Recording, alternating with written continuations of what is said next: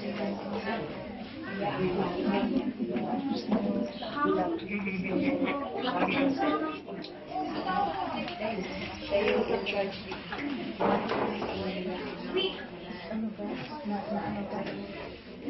sariling wika ang ibon.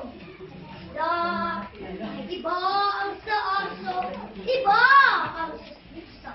Iba't ibang bansa, kanya-kanyang wika. Itaguyod natin ang wika pambansa. Bakit mahalaga ang sariling wika? Ito'y kaluluwa ng mahal nating bansa. Wika rin ang buklod ng puso at diwa ng tao sa Luzon, Mindanao, Visaya.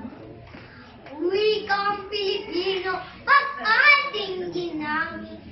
Mga kakaisa ang puso, isip, ang aring umunlad, ating makakamit sa mga dayuhay, hindi panlupig. Tingnan niyo ang insect, aliman, Korea, maging taga-Russia, Hapon, Amerika. Sila'y mauunlad at ang wika nila